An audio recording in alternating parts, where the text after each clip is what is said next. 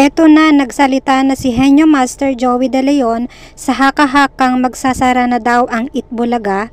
Marami nga naman ang mga fake news, post ng post para magkaroon lang ng views. Sa tingin nyo ba ang Itbulaga mawawala ang daming commercials? Ngayon pa lang kumikita na sila ng malalaki tapos magsasara? Meron pang isang vlogger na panay ang sambit sa isang noontime show tapos sabay segue. Ano ba yun?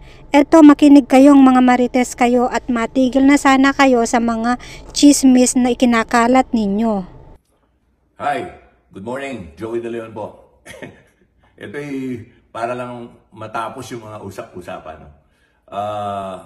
Unang-una, hindi namin kaaway yung Showtime. Yung Showtime, matagal na namin kapitbahay yun.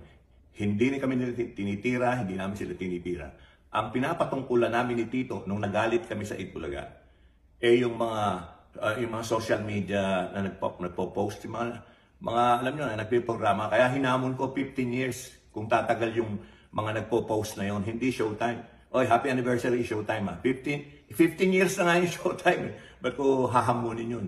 Mahal namin ang Showtime dahil kasabayan namin, dadalawa na lang kami. Huwag nyo kaming pagsabungin. Hindi po kami, magkakaibigan din kami. Ang pinapatungkulan namin ni Tito, yung mga nagpo-post na nagsasara na kami, dadalawa na lang yung show, isasara pa yung isa. At yung isa, yun yung well, hindi naman sa pagyayabang, longest running. Top 5 nga sa mundo eh. Kaya thank you. Kasama kayo dun sa honor na yon. Kaya inuulit namin, yung galit namin ni Tito at ng mga Damarcads at sama ng loob, dun sa mga nagpo-post na hindi free TV, yung mga sa, ano yung tawag doon? Mga Facebook, YouTube, Instagram, social media, yung mga salbahe doon.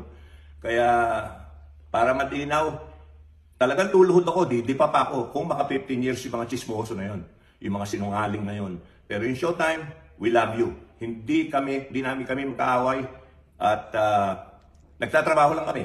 Yun lang yun. Okay, ganun lang kalinaw, nililinaw ko lang kasi hahaba pa ito eh. Yung iba, nilalagyan na ng kulay, pinagsasabong. Nagtatrabaho lang po kami, dadalawa na lang kaming lunch shows. We love each other. Matagal na, mahigit 1 dekada na kami magkapitbahay. So yun lang po. Inuulit ko, yung mga nagpo-post na sinungaling sa social media, yun ang mga buwisit. Yun ang mga pinapatungkol na namin. Okay,